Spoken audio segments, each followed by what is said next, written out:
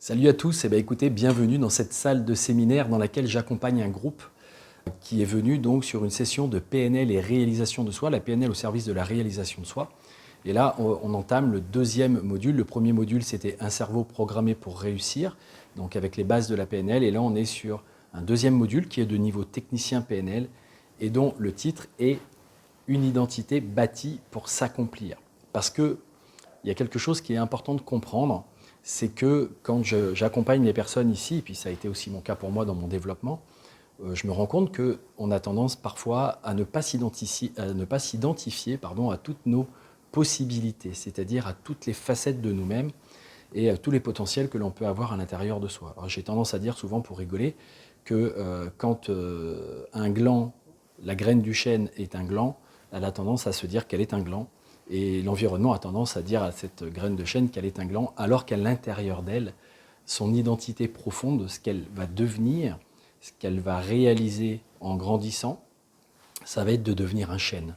Alors ça va dépendre un peu évidemment de l'environnement dans lequel cette graine va être. Est-ce qu'elle va être dans un terreau propice, favorable pour que ça grandisse? Est-ce que d'une certaine façon, l'environnement va l'amener à découvrir qu'elle est un chêne? Et est-ce qu'elle va prendre un jour sa véritable place en s'épanouissant véritablement? Ça va être la nature, ça va être les conditions qui vont générer ça. Par contre, pour nous, on a la possibilité d'apprendre à faire ça, on a la possibilité d'apprendre à se réaliser. Et ce qui se passe souvent, c'est que les personnes qui viennent ici, et moi ça a été mon cas également avant, ne sont pas très informées sur qui elles sont vraiment. C'est-à-dire qu'elles se connaissent mal.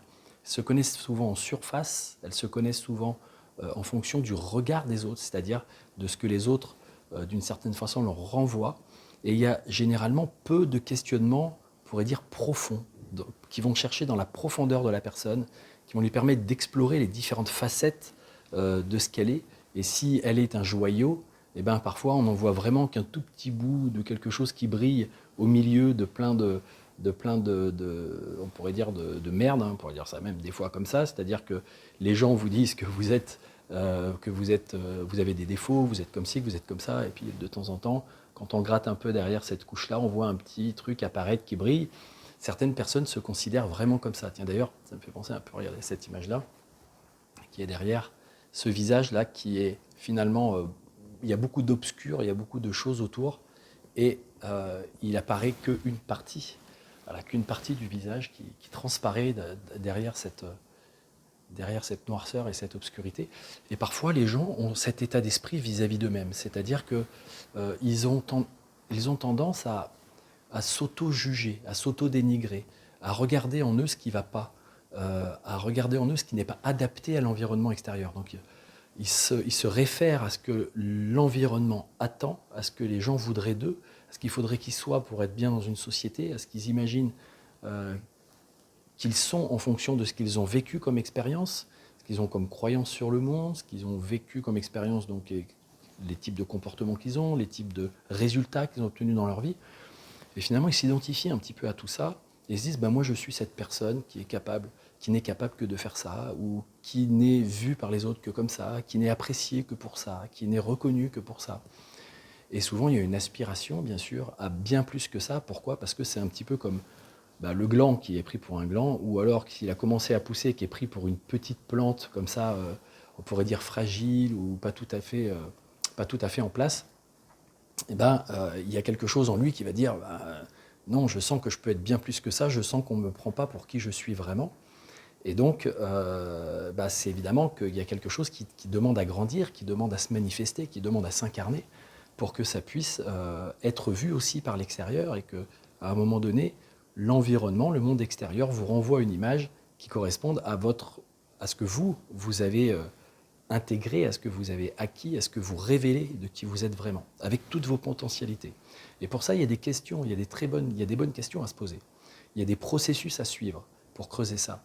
Et les personnes qui viennent en stage, c'est pour ça que je fais cette vidéo, c'est parce que là, ils sont dehors en train de... D'ailleurs, je vais aller, en même temps que je vous parle, on va passer un peu dans les couloirs. Donc, j'espère qu'on ne va pas avoir trop de difficultés. Mais les personnes sont... attendez, si je prends peut-être ma carte pour sortir, ce sera encore mieux.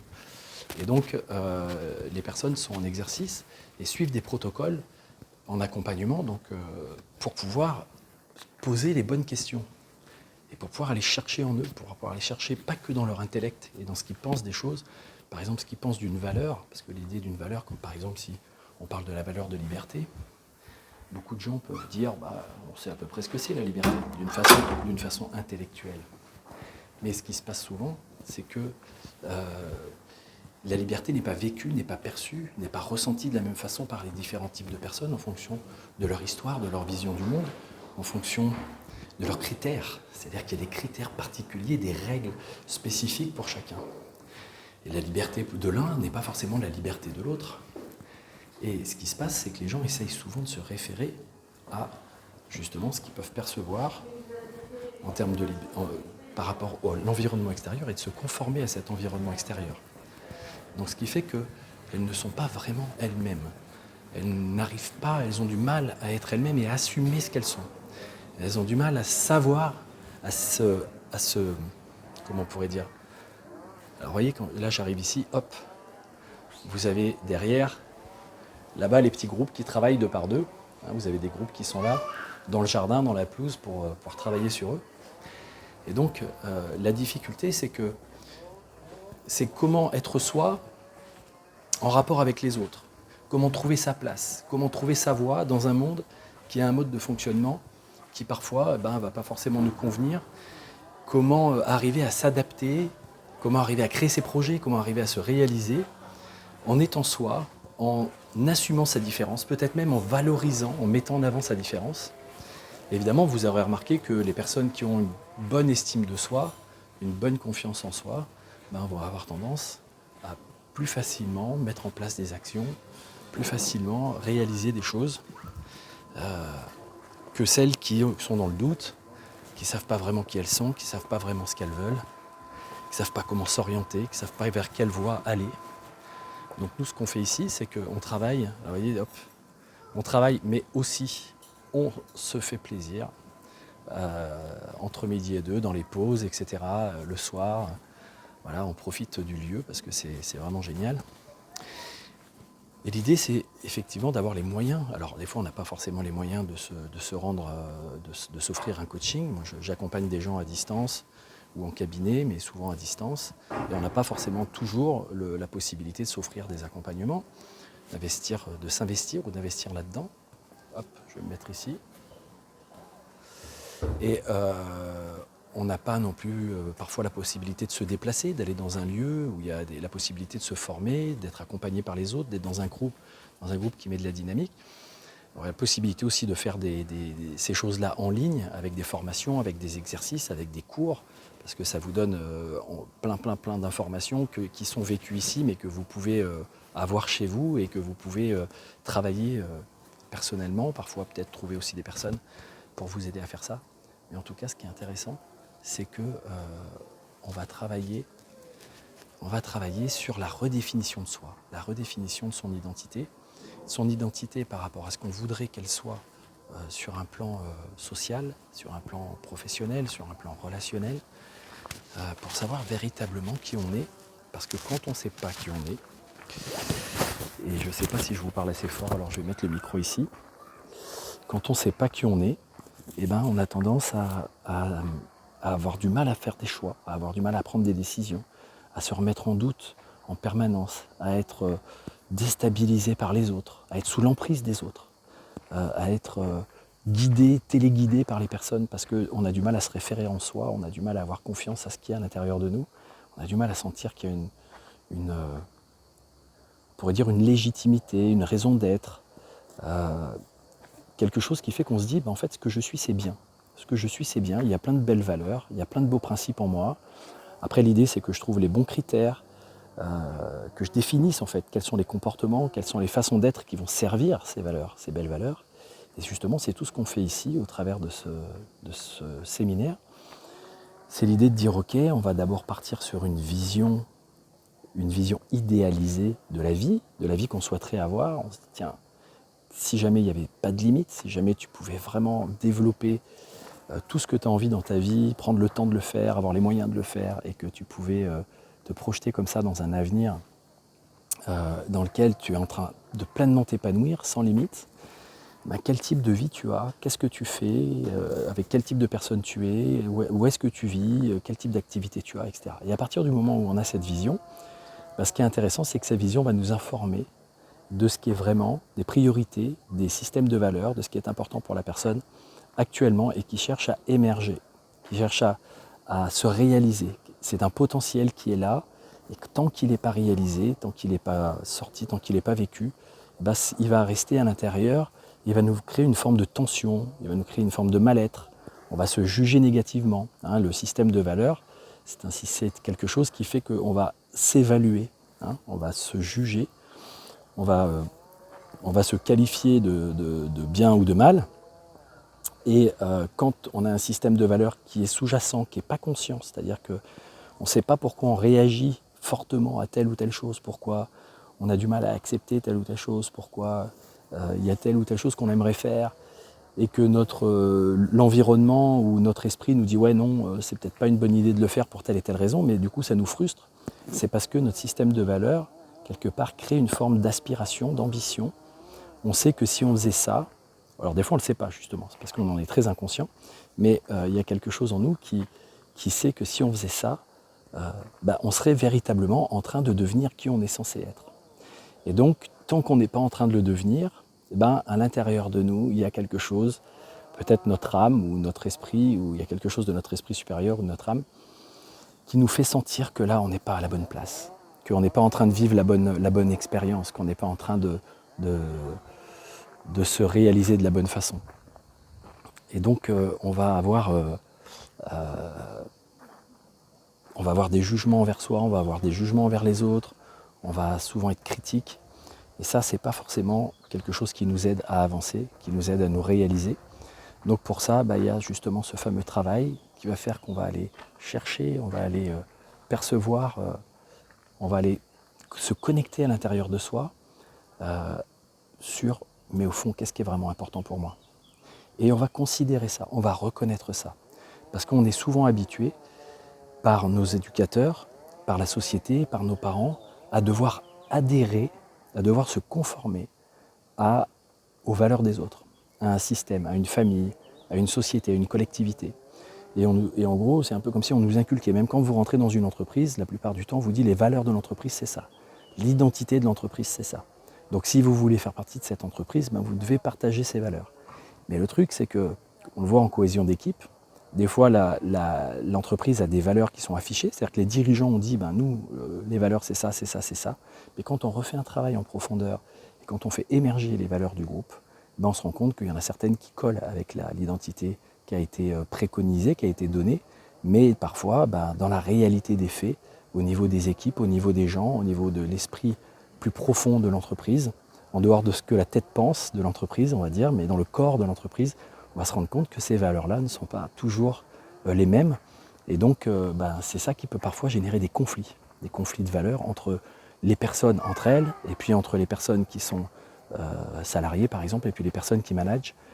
Parce que quand on n'est pas en accord avec ce système de valeurs, comme le système de valeurs il est moteur et qui détermine nos actions de façon souvent très inconsciente, par des sensations, par des émotions, par des réactions, par des comportements spécifiques, et du coup, on va avoir des conflits qui vont naître, on va avoir des comportements qui ne sont pas forcément constructifs, déjà à l'intérieur de soi, quand on est par exemple en train d'avoir une activité professionnelle ou qu'on est dans une relation qui ne va pas dans le sens de nos valeurs, on va sentir que ça cloche. Donc on va chercher à ce que l'autre se conforme à nos valeurs, et c'est ce que font souvent les gens et les sociétés et les groupes, c'est d'essayer que chacun se conforme à une valeur. Mais c'est une valeur qui n'est pas ressentie intérieurement, qui n'est pas personnalisée, qui n'est pas individuée, c'est-à-dire qui n'est pas en lien avec mon propre vécu, ma propre perception, ma propre éthique. C'est un peu comme quelque chose de moral, c'est imposé à l'extérieur. On dit, voilà, ça c'est une valeur morale, il faut être comme ça. Mais tant qu'on ne l'a pas compris à l'intérieur, tant qu'on ne l'a pas révélé à l'intérieur, on ne va pas s'identifier forcément à cette valeur. On va avoir l'impression qu'il faut être comme ça. Et parfois, il y a plein de gens qui pensent avoir de bonnes valeurs, mais ce n'est pas les leurs. Et du coup, ils n'ont pas le cœur à ça. Ils n'ont pas l'impression d'être dans le cœur, ils n'ont pas l'impression d'être en bon rapport avec eux-mêmes. Ils ont l'impression de ne pas être adéquats Voilà, je ne suis pas adéquate, je ne suis pas adéquate à ce milieu, je ne suis pas adéquate à cette situation, je ne suis pas adéquate à cette personne.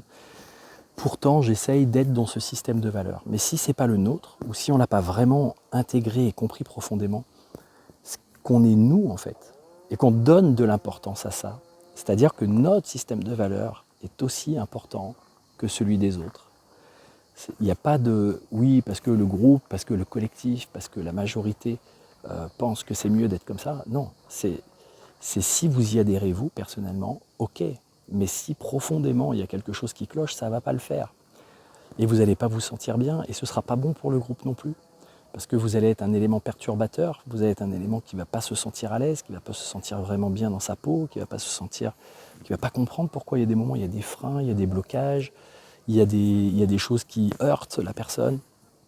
Donc être bien au fait de son système de valeurs, ça permet de se connaître, de connaître ses moteurs intérieurs, d'activer son essence, de donner du sens à son existence, de se diriger avec plus de clarté, plus de lucidité, aussi par rapport à ce qui est anti-valeur. C'est-à-dire qu'on peut avoir parfois un système de valeurs qui est un peu trop idéalisé. C'est-à-dire que les personnes vont dire « oui, moi, mes valeurs, c'est par exemple la bienveillance ». Et donc la bienveillance, en gros, il faut tout le temps être bienveillant. C'est-à-dire ça ne laisse plus de place au fait de fois de ne pas être d'accord avec des gens, des fois d'avoir une colère saine, de dire qu'il y a certains principes qui ne nous conviennent pas.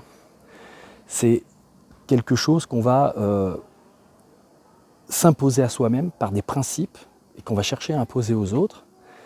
Et donc du coup, ça devient un extrême. C'est-à-dire que les valeurs, comme c'est des polarités, c'est-à-dire si je ne suis pas bienveillant, ce que j'estime être positif, alors ça veut dire que je suis malveillant. Si moi j'estime qu'être bienveillant, c'est se comporter de telle et telle façon, alors ceux qui ne se comportent pas de telle et telle façon sont, par la force des choses, par contradiction, malveillants.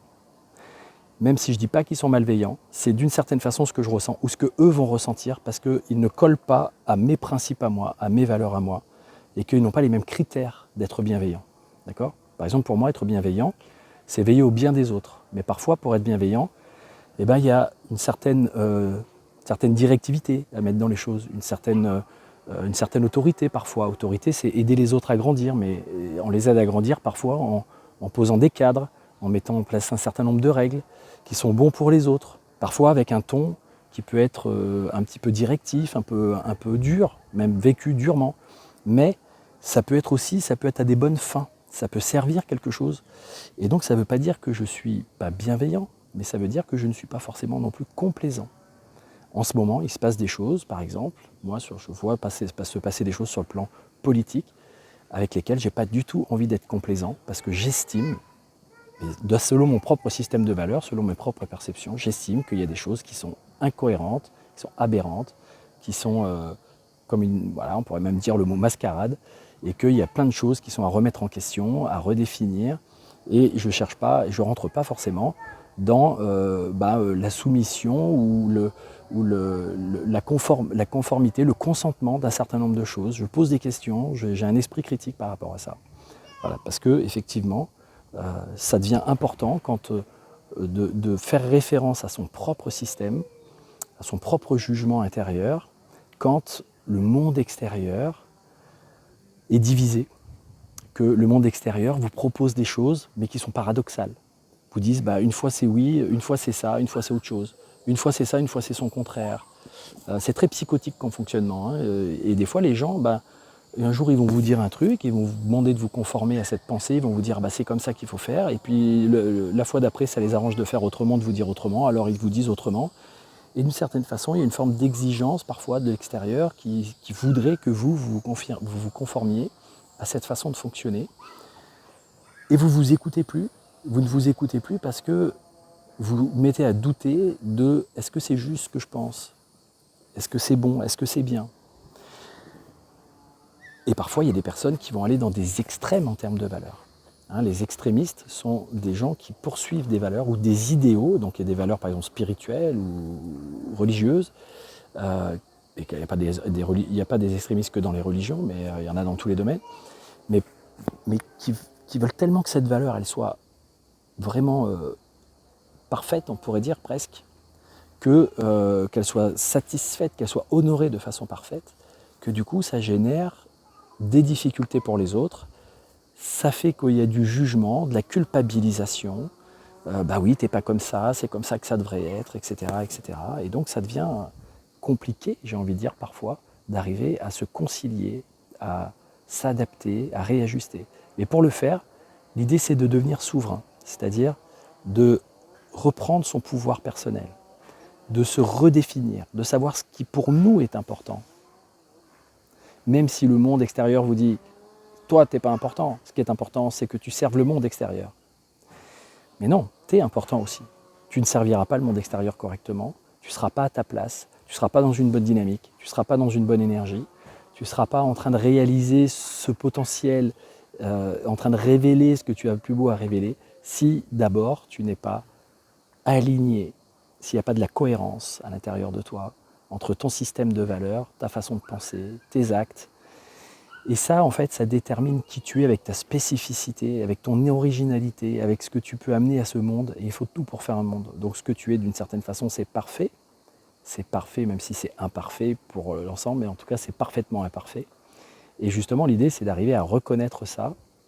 Et aussi, les antivaleurs, qui, de temps en temps, peut nous amener à avoir un manque de tolérance, un manque de compassion, un manque d'acceptation du reste et des autres, parce que on se dit non, c'est ça qu'il faut être. Ces valeurs, elles sont importantes. Et du coup, on rejette ce qui n'est pas ça.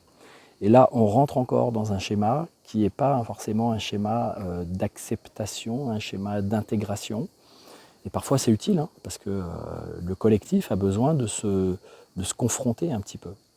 Hein, on donnait un exemple, l'autre fois, on disait la personne est une perle, mais parfois, son ego, c'est la coquille de l'huître. Et que les personnes ont tendance plus à se confronter et à se frotter les coquilles qu'à véritablement se montrer la perle qu'ils sont à l'intérieur. Avec tout ce qu'il y a de tendre, de vulnérable et de beau et tout ça, et ben non, c'est plutôt la coquille qu'on voit, le système de protection. Donc des fois on a besoin de se confronter les uns aux autres et de se mettre aussi en confiance et de s'exprimer aussi sur ce qui est important pour soi, de le reconnaître pour que ça ouvre, pour que les autres puissent s'ouvrir et pour qu'on puisse se révéler chacun nos perles intérieures, on pourrait dire, qu'on devienne la perle que l'on peut être. Voilà, donc c'est un processus, il y a des questions, il y a un processus précis à faire, il y a, déjà de la production de valeurs, hein, de reconnaître tout ce qui est important pour soi, après aller sélectionner dans ces valeurs celles qui sont prioritaires, parce qu'il y a toujours des priorités de valeurs qui vont guider vos actes et vos désirs dans l'instant présent par rapport à la situation dans laquelle vous êtes et vers quoi vous voulez tendre. Et puis, une fois que vous êtes au clair là-dessus, du coup, ça permet déjà de savoir si les projets que vous avez, on pourrait dire les perspectives d'avenir que vous avez actuellement, sont celles qui vont vous permettre d'honorer vos valeurs ou pas. Si le chemin qui vous attend, c'est celui que vous voulez vraiment prendre ou pas. Parce que quand on est dans un chemin et qu'on se rend compte que c'est pas le bon, et puis qu'on persiste et qu'on se perd dans ce chemin, c'est pas très très agréable dans la vie, et des fois on peut s'y perdre pendant des mois, des années, jusqu'à ce que les gens fassent ce type de job, ce type d'accompagnement d'eux-mêmes, d'une certaine façon, de soutien d'eux-mêmes, où ils se rendent compte et ils se disent mais c'est dingue, mais pourquoi on n'a pas appris ça à l'école? Ça devrait être, je dirais presque une matière principale au plus haut coefficient, l'école de soi, une école de qui je suis, une école de ce qui est important pour moi et de comment je peux ensuite, en interreliance, en interdépendance avec les autres, en bonne relation, avec une communication gagnant-gagnant, comment je peux m'intégrer dans un milieu et comment on peut conjuguer nos différences et nos forces pour pouvoir faire quelque chose ensemble.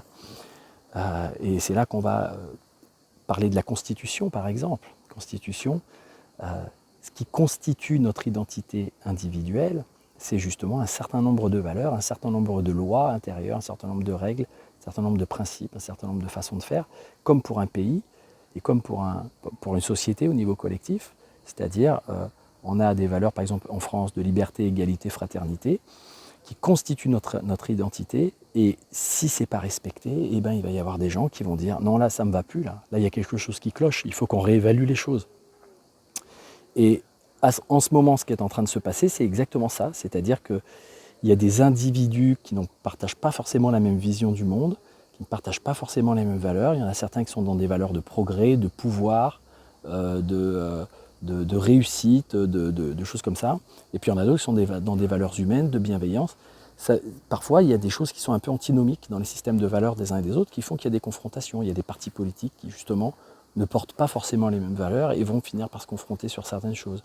Et là, en ce moment, les politiques qui sont les décisions qui sont prises, les politiques qui sont mises en place, qui sont souvent pas du tout en concertation et qui n'y a pas du tout de contre-pouvoir actuellement ces derniers temps, fait que il y a beaucoup de gens qui sont en train de subir et qui se rendent compte qu'il y a un truc qui cloche. Ils se disent, c'est pas normal ce qui est en train de se passer.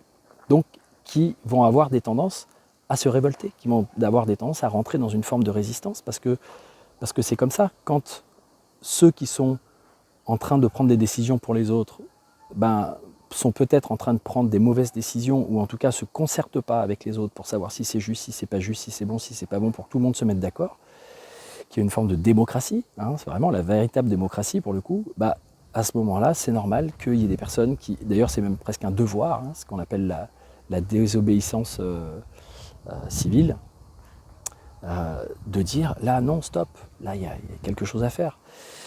Donc déjà commençons par nous-mêmes. Là je suis en train de projeter ça sur la société et de dire voilà, pour vous donner des exemples qui sont un peu actuels, puisque là on est en juillet 2020, donc voilà, si cette vidéo vous la regardez plus tard, ça vous donnera un petit peu un contexte. Mais l'idée c'est moi-même, qui suis-je? Qui suis-je? Qu'est-ce que je veux vraiment? Qu'est-ce que j'ai envie de pouvoir apporter justement à ce monde? Si je regarde ce monde et que j'estime qu'il y a des choses qui ne vont pas, qu'est-ce que je peux apporter? Sinon je vais être un rebelle. Si je suis un créatif, si j'ai des idées nouvelles, ou si j'ai des idées d'amélioration, mais que je me sens dans l'impuissance ou que je les estime pas suffisamment importantes et que je ne mets pas en place des actions pour pouvoir les réaliser, alors je vais me retrouver en posture c'est ça, de frustration et d'impuissance. Et je vais me rebeller, je vais chercher à détruire ce que les autres sont en train de faire ou sont en train de construire et qui ne me convient pas. Donc, être créateur, être force de proposition, mettre en place des choses. Moi, c'est ce que je fais au travers de mon activité. Au travers de mon activité, je me dis que ma part de participation, ma part de contribution à ce monde, parce que ce qui m'intéresse, moi, mes valeurs, c'est les valeurs humaines, les valeurs d'évolution, les valeurs de réalisation de soi, les valeurs de sagesse, les valeurs de transmission, les valeurs d'apprentissage. Qu'est-ce que je fais? J'accompagne des gens, je fais des formations, je leur transmets des informations sur les modes de fonctionnement humain, sur comment ils peuvent se redéfinir, comment ils peuvent améliorer leur mode de comportement en fonction de leurs critères, en fonction de leur système de valeurs, en fonction de leur vision du monde, comment ils peuvent ouvrir le champ des possibles, leur propre vision, leurs propres possibilités, en fonction d'eux. Je ne leur donne pas des règles extérieures. Je ne leur dis pas, quelqu'un de bien, il faut que tu sois un leader dans ta vie. Je ne leur dis pas ça. Si tu n'as pas envie d'être un leader, si ce n'est pas dans ton ADN, si ce n'est pas dans ton fort intérieur, si tu n'es pas là pour ça, j'ai envie de dire, si ton âme n'est pas là pour faire cette expérience, d'une certaine façon, si tu veux être un leader alors que tu n'es pas là pour ça, tu vas galérer. Ça va être difficile. Donc, quand je dis galérer, c'est cette idée de ramer en fait à contre-courant. Tu ne vas pas être dans la fluidité, tu vas sentir qu'il y a quelque chose qui cloche. Si tu vas être un indépendant, alors qu'en réalité, tu es peut-être plus fait pour être dans un groupe et travailler avec d'autres personnes, tu vas aussi ramer. Si tu es dans une entreprise, dans un groupe et que tu travailles avec d'autres personnes et que tu essayes de t'y conformer, alors qu'en réalité, au fond de toi, tu as un terrain d'indépendant, de liberté, de créatif, et que tu aimes faire les choses à ta façon, alors dans ce cas-là, tu vas être malheureux et tu vas poser des problèmes et tu vas être rebelle et tu vas en t'en prendre à l'environnement extérieur. Donc, moi, ce qui m'intéresse, c'est de dire aux gens, reprenez votre pouvoir, reprenez votre pouvoir. Moi, je n'ai pas du tout envie d'avoir un pouvoir sur les gens, ça ne m'intéresse pas. J'essaye de prendre le pouvoir sur moi, et si je suis dans mon propre pouvoir et que je fais les choses que j'estime être justes, souvent, je me rends compte que c'est concordant et que ça s'agence bien avec le désir des autres, avec ce que les autres veulent, et on arrive à s'entendre, et on arrive à avoir des rapports qui sont corrects, et on arrive à être dans des relations gagnant-gagnant. On est dans une forme de solidarité. Solidarité dans le sens où mes intérêts et tes intérêts sont pris en considération et on essaye de trouver la meilleure option. Parfois ça ne marche pas, parfois dans certains contextes c'est difficile, parfois on ne peut pas faire les choses juste dans une bonne énergie, dans une bonne ambiance. Il y a besoin, et des fois il y a des colères qui s'expriment, des fois il y a des tristesses qui s'expriment, des fois il y a tout ça. Ce sont des indicateurs que quelque chose cloche, que quelque chose ne tourne pas rond, que quelque chose n'est pas aligné en soi ou n'est pas, on pourrait dire, cohérent ou n'est pas en adéquation avec l'environnement. Donc tout ça, c'est une intelligence qui se travaille. Voilà. Sinon, on se retrouve à être manipulé par soi-même, par des choses au fond de nous qu'on ne comprend pas, des besoins, des valeurs. On ne sait même pas que ça existe. La plupart des gens, c'est ce qu'ils me disent. Ils disent non mais c'est dingue en fait. Moi je croyais me connaître. Moi je croyais avoir ces valeurs-là. En réalité, quand je creuse vraiment au fond, je me rends compte que ce n'est pas vraiment les miennes, que ce n'est pas vraiment les valeurs qui étaient les plus importantes, qui n'étaient pas vraiment prioritaires. Donc finalement ma vie ne prenait pas la tournure que je souhaitais qu'elle prenne, tout simplement. Et les autres ne me reconnaissaient pas, ne me voyaient pas dans mon rayonnement, ne me voyaient pas dans ma place, donc ils me faisaient sentir aussi que j'étais pas là où j'étais censé être. Donc tout ça, ça aide à se retrouver normalement. Mais parfois on peut se perdre et on peut rester perdu toute sa vie.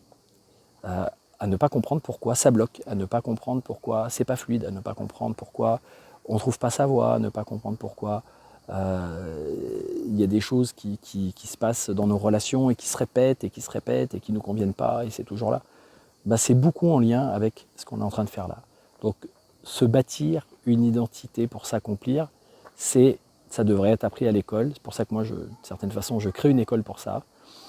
Possibilité de venir faire ces choses-là en présentiel, possibilité de le faire en accompagnement en ligne, possibilité de le faire en accompagnement en ligne mais en individuel, mais il y a aussi des formations en ligne avec les cours, avec des supports, avec des exercices, avec des pratiques, comme par exemple le projet en vie, qui justement est en train d'être relancé en ce moment, mais il y aura sûrement peut-être d'autres lancements, c'est même pas sûr, mais voilà. Mais en tout cas, il a été relancé ces derniers temps. Il y a des moyens, donnez-vous les moyens. Moi, je me suis donné les moyens. Voilà, j'ai pris du temps dans ma vie pour me donner des moyens de réaliser quelque chose qui fasse que je me sente là où je suis censé être. Et quand je suis là dans ces formations, j'ai pas l'impression de travailler. J'ai plein d'énergie, j'ai plus d'énergie que quand des fois je reste à rien faire pendant quelques jours pour me recharger. Finalement, je suis beaucoup mieux dans ma peau, beaucoup mieux dans ma tête. Pourquoi ? Parce que je suis en train de réaliser des choses qui sont portées par un système de valeurs qui est clair et mes comportements sont en adéquation avec ça. Ce n'est pas toujours le cas, bien sûr. Moi aussi, je suis comme vous. Il y a plein de moments où j'ai l'impression que je me laisse aller, je pars à la dérive. J'ai des réactions ou des comportements que je vais juger, je reviens, je me réfère de nouveau, j'arrête de me culpabiliser, parce que se culpabiliser, c'est se couper de son habilité à agir ou à réagir, donc c'est pas très utile. Je prends ma responsabilité, je retrouve ma responsabilité, je me demande si ce que je fais, ce que je dis est guidé par la peur ou est guidé par l'amour. Quand c'est guidé par la peur, je me dis là, c'est pas forcément très très bon, donc je cherche à recentrer ça pour que ce soit guidé plus par l'amour, et l'amour et le système de valeurs et le cœur, et je me réfère à ça, et je me recentre, et je me réaligne, et je me refocus sur le mieux, c'est peut-être que tu réagisses comme ça, le mieux, c'est peut-être que tu mettes en place telle chose, tel type de comportement, tel type de projet, que tu poursuives tel type d'objectif, et généralement, je retrouve ma voie, et je me retrouve de nouveau dans une forme d'accomplissement, de réalisation, d'épanouissement personnel. Voilà. Mais bien évidemment que c'est pas un truc qui, une fois que c'est fait, ça dure. Parfois, il y a les petits moments où il y a des réajustements à faire. Voilà, donc les réajustements sont d'autant plus faciles et les réglages sont d'autant plus faciles quand vous avez des critères pour pouvoir justement vous re-régler. Et c'est justement ce qu'ils sont en train de faire, ils sont en train de mettre à jour tout ça. Donc je vous souhaite de le faire un jour. Si vous voulez nous rejoindre sur une formation ici à Nice par exemple ou sur Lyon, vous êtes les bienvenus. Si vous voulez me contacter pour que je vous accompagne en direct, vous êtes les bienvenus aussi. Et puis si vous êtes intéressé par les projets en ligne, laissez-moi des commentaires et on verra si on peut vous intégrer dans ces systèmes de formation dans lesquels vous pouvez travailler sur de la préparation mentale, de la préparation émotionnelle, du changement comportemental, du renforcement identitaire, reprogrammer un petit peu toute cette machinerie neurologique pour que ça fonctionne mieux et que ça vous enlève des problèmes. Encore, j'ai une personne là qui est en stage et qui a des migraines.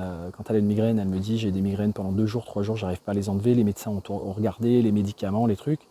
Je lui ai fait passer en 10 minutes avec un processus hypnotique Et depuis, elle a plus sa migraine. Et donc, elle était complètement surprise. Elle me dit, mais comment c'est possible, voilà, en 10 minutes. Voilà. Même les autres étaient surpris. Et les autres, c'est parfois d'autres choses qui font que d'un coup, ils se rendent compte qu'on peut transformer, on peut changer des choses que l'on croit être en soi ou que l'on croit être définitives. Non, c'est pas définitif. Il suffit juste de savoir comment faire pour transformer tout ça. Et ça, c'est des techniques. Il y a de la magie, ça te paraît magique, mais en fait, c'est des techniques qui sont en arrière-plan, des pratiques. Donc, faites l'apprentissage, et vous allez évoluer vers les meilleures versions de vous-même, vers une meilleure expérience de vous-même, peut-être qui sera plus agréable pour vous, parce que c'est ça un petit peu le but, hein, c'est que la vie soit agréable à vivre et qu'on ait l'impression qu'on en tire satisfaction. Voilà, je vous souhaite une bonne fin de journée. Si vous voulez, vous pouvez évidemment partager cette vidéo, liker, laisser des commentaires. Si vous partagez, ça profitera à d'autres qui seront un petit peu informés des différentes mécaniques qui sont sous-jacentes et qui sont importantes de mettre à jour si on veut que ça roule, on pourrait dire correctement. Si on veut être aussi performant parfois, hein, ça peut être ça, être plus performant, être plus efficace ou être simplement mieux dans sa peau. Et voilà, et donc on se redit, je vous dis à très bientôt pour une prochaine vidéo.